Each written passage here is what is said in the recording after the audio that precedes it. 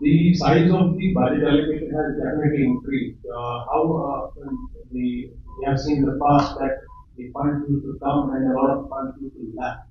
Like you mentioned, the three sectors, you have good amount sanctioned for infrastructure, and you have good amount for capex. You also have decent amount for social sector.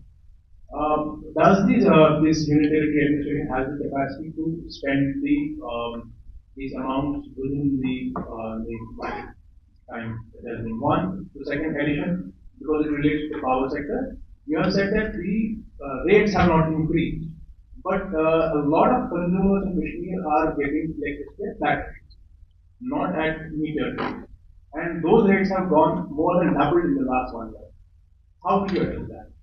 देखिए, एक तो expenditure का जहां तक सवाल है, जो 4 साल 5 साल का ट्रैक रिकॉर्ड है, पहले की तुलना में एक्सपेंडिचर हमारा काफी बढ़ा है, और जो बजट में प्रोविजन है वो पूरी तरह से खर्च हो जाए, इसका पूरा प्रयास हम लोग करेंगे। और मुझे उम्मीद है कि पिछले परफॉर्मेंस को देखते हुए मैं कह सकता हूं कि उसे खर्च करने में हम सफल होंगे। दूसरा, पावर सेक्टर में जो आपने कहा ये सच है, मैंने जिम्मेदारी से वो बात कही कि 3 साल में कोई बढ़ोतरी नहीं हुई। अगर होती तो आपके ध्यान में आता, रेगुलेटरी कमीशन हमको जाना पड़ता। फ्लैट रेट में वृद्धि हुई है।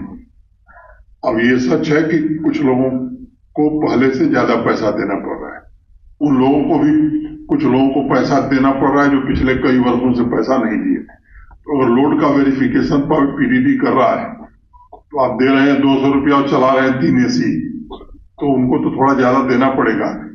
ये भ्रामक प्रचार करके मैं समझता हूं कि कुछ लोग इस बात को फैलाने की कोशिश कर रहे हैं कि पावर टैरिफ बढ़ा दिया गया। Sir, here.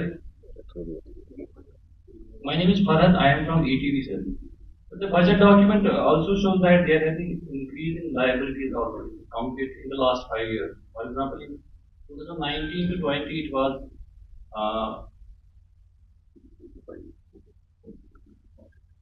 83,570 crore, and today it is 112,797 crore. Can you clarify how these liabilities are increased and how the government is going to liquidate them? जो क्वेश्चन है कि डेट और लाइबिलिटीज के बारे में आपका क्वेश्चन है, हाँ बजट में दिया, ठीक। तो बजट में हमने इस बार पूरे हमारे जो on budget plus of budget जो लाइबिलिटीज हैं बड़े ट्रांसपेरेंटली हमने वो इंडिकेट किए हैं। और अगर हम देखते हैं तो पूरे, अगर हम लास्ट 30-40 साल का भी पूरा डेटा अगर हम देख लें तो हमेशा जैसे जैसे JNK की इकोनॉमी बढ़ी है, बावजूद जो चैलेंजेस JNK के सामने रहे हैं, हमारा जो डेट लाइबिलिटीज का रेशो है ये 49% से 51% के बीच में रहा है। इस साल भी जैसे हम देख रहे हैं कि GSDP हमारा 2.63 लाख करोड़ है, 2.63 लाख करोड़ GSDP है, और डेट जो आपका है वो 1.12 जो आप फिगर बता रहे हैं। तो हमारा वो रेशो हमने मेंटेन करने की कोशिश की है। और इनफैक्ट अगर आप यूनियन बजट देखें तो उसमें भी यही अब वो उस ट्रेंड की तरफ जा रहे हैं कि सिर्फ फिस्कल डेफिसिट टारगेट ना करके डेट कितना हम मैनेज कर सकते हैं, उस तरफ देश भी आगे बढ़ रहा है। और पहला जो एक सवाल था PTI का, तो उसमें कि CS अगर जो जीता जाता सबूत जो है कि आपकी कैपेसिटी है कि नहीं यूटिलाइजेशन की, सबसे जीता जाता सबूत है CSS का। CSS हमारे पास 110 CSS थे जो आप 6,300 करोड़ यूटिलाइज कर पा रहे थे, ले पा रहे थे गवर्नमेंट ऑफ इंडिया से। सभी डिपार्टमेंट्स ने बड़ी मेहनत करके अपना प्रोजेक्ट एग्जीक्यूशन एक्सपेडाइट किया, फास्ट एक्सपेडाइट किया। यूसी सबमिट हुए गवर्नमेंट ऑफ इंडिया को, गवर्नमेंट ऑफ इंडिया के साथ फॉलो अप हुआ, जिसके बदौलत 1 साल में 6,000 से बढ़ के 10,000 तक CSS का रिसीव बढ़ गया है। एक ही डिपार्टमेंट का मैं नाम लूंगा, जल शक्ति, जो डिपार्टमेंट 2018-19 में सिर्फ 5 लाख लोगों को पानी दे रहा था, वो आज करीब 16 लाख लोगों को पानी दे रहा है, फैमिलीज को पानी दे रहा है। डिपार्टमेंट की स्टाफिंग में वृद्धि नहीं हुई है, लेकिन एफिशिएंसी बढ़ी है।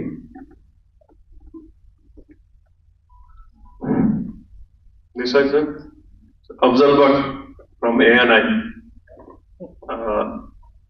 तो मेरा एक सवाल है जो लोगों की तरफ से है, क्योंकि लोग हमें अक्सर पूछते हैं कि आप LG साहब से मिलते हैं, हायर अप से मिलते हैं, तो जब भी आपको मौका मिले आप हमारी तरफ से रिप्रेजेंटेटिव काम कर रहे हैं, जो एक इशू 2-3 साल से है, जो यहाँ एम्प्लॉयज का जीपी फंड है, इसमें एक कंप्लेंट है कि पहले जब जो भी कोई एम्प्लॉय इसके लिए अप्लाई करता था, घर में बच्चे की शादी है, हेल्थ इश्यूज होते थे, with in short period of time उसको सैंक्शन में आता था। लेकिन अब 6-6 महीने 8-8 महीने इसमें क्यों लगते हैं? क्या ये फाइनेंशियल प्रॉब्लम है, बजट के साथ रिलेटेड है? दूसरा, हॉर्टिकल्चर सेक्टर को या तो लोगों ने समझा नहीं है या इसको प्रॉपरली इलैबोरेट नहीं किया गया है। Horticulture, for the betterment of horticulture sector और टूरिज्म सेक्टर को इस साल किस तरह बेहतर किया गया है as compared to the last budget? Thank you very much. एक तो मैं आपको बताता हूं कि 20 जुलाई तक जीपीएफ का जो भी बकाया था सबका क्लियर कर दिया गया है। तो जो बात आप कह रहे हैं ये इतिहास की बात हो गई। आज की तारीख में मैं कह रहा हूं कि 20 जुलाई तक जिन्होंने भी अप्लाई किया था जीपीएफ के लिए, उनके भुगतान कर दिए गए। आज हम लोग 12 अगस्त को मिले हैं, बाकी लोग भी जो अप्लाई करेंगे उन्हें समय से दिया जाएगा। हॉर्टिकल्चर का जहां तक सवाल है, तो कई अवसरों पर आप साक्षी रहे जब होलिस्टिक एग्रीकल्चर डेवलपमेंट प्लान यहाँ करीब 14 महीना हो गया लॉन्च किए हुए, 14-15 महीना हो गया।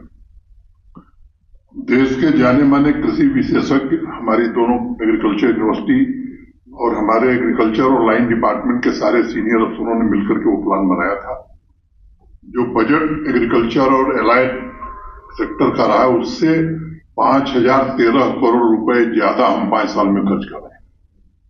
और मुझे लगता है कि ये हार्टिकल्चर में विशेष ध्यान, HADP में कई ऐसी प्रोजेक्ट हैं जो हार्टिकल्चर को लेकर के, एप्पल का प्रोडक्शन कैसे बढ़ेगा, बाकी नीश क्रॉप्स को कैसे बढ़ाएंगे। मैं एक उदाहरण आपको देना चाहता हूं। अभी मैं अनंतनाग गया था, जब ये पैडी कल्टीवेशन शुरू हुआ, धान की रोपाई शुरू हुई, आप थे वहां, आप भूल गए हैं।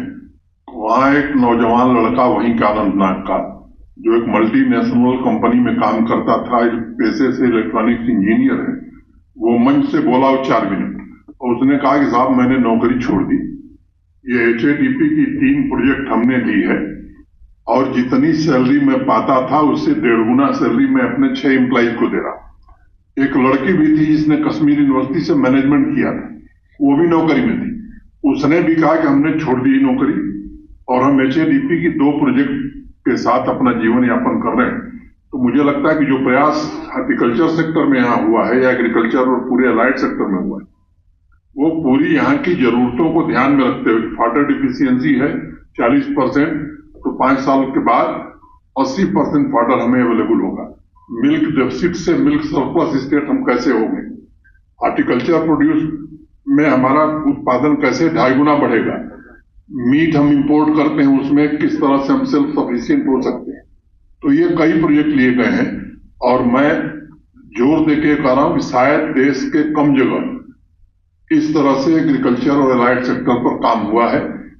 अभी हाल ही में ICAR के DG रहे डॉक्टर मंगला राय, देश के जाने माने एग्रीकल्चर साइंटिस्ट हैं, प्रोफेसर दलवई, ये दोनों लोग आए थे।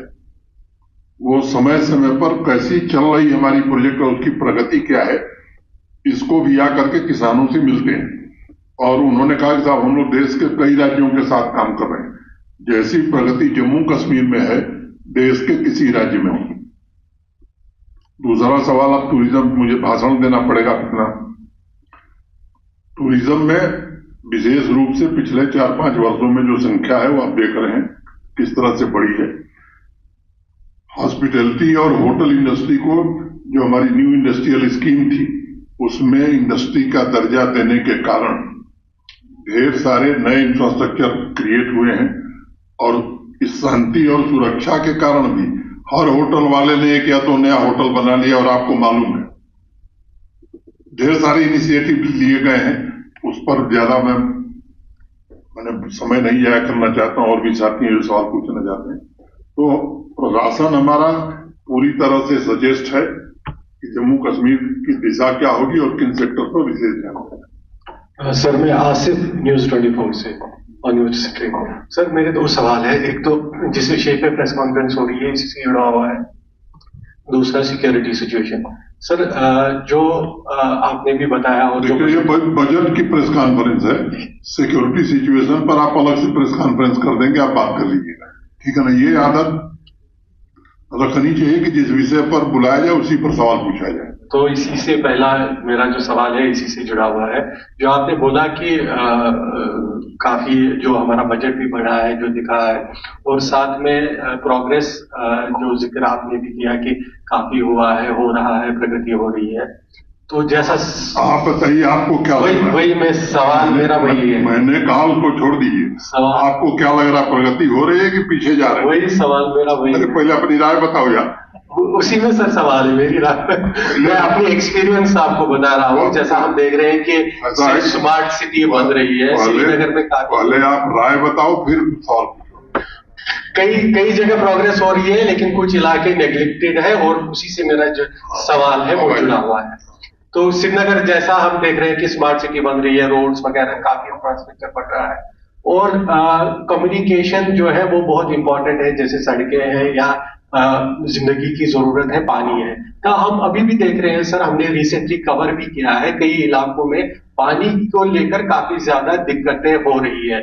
यहाँ तक कि श्रीनगर में जो बटमालो एक छोटा सा मतलब लाल चौक से 2 किलोमीटर की दूरी पर है, वहां पर भी पानी की क्राइसिस है। इसी तरह से जहां मैं रहता हूँ इलाका एयरपोर्ट के पास है, वहां पर भी पानी की क्राइसिस है। यहाँ पटन के साइड से भी हमने देखा पिछले दिनों काफी हुआ था। दूसरी चीज, सड़कें जो है कई जगहों पर मैग्नेमाइज नहीं हो पा रही है अभी भी। जो पहले हालत थी 1-2 साल से काफी खराब है सड़कों की हालत। अगर आप पर्टिकुलरली पूछना चाहें, मैं अपने इलाके का बताऊंगा, काफी खराब सड़कें हैं और एयरपोर्ट के बिल्कुल पास में है। तो क्या मेरा सवाल जो है, आप इस पे आ रहा हूं, क्या ये इस वजह से है कि इतना पैसा आने के बाद भी या जो वर्क हो रहा है उसके बावजूद कई इलाके रह रहे हैं, क्या ये इसकी वजह से है कि जो हमारे पास वर्किंग पीरियड है वो कम होता है क्योंकि यहाँ पे सर्दियां आती है, बर्फबारी होती है, या जो प्रशासन है वो पूरी तरह से यूटिलाइज नहीं कर पाते हैं सारे फंड्स को जो पैसा सारा आता है? मुझे दुख है कि आपके इलाके की सड़क नहीं बन पाई। मैं इसको इंश्योर करूंगा कि वो जल्दी बन जाए और पीने का पानी भी आपको मिले, ये इंतजाम करा जाएगा। मोटे तौर पर ये जल जीवन मिशन ग्रामीण क्षेत्रों में जो चल रहा है, इस साल कश्मीर घाटी में बारिश कम होने के कारण कुछ जगह ये समस्याएं आई, उसको प्रशासन ने गंभीरता से लिया। टैंकर से पानी पहुंचाया गया वहां जहां पानी नहीं मिल रहा था। शहरी इंफ्रास्ट्रक्चर जो पुराना बना हुआ है उसमें भी सब एक साथ हम बना देंगे ऐसा दावा हम नहीं कर सकते, लेकिन उसे भी दुरुस्त करने की कोशिश हो रही है। मैं उम्मीद करता हूं कि ये ठीक ढंग से हम कर पाएंगे।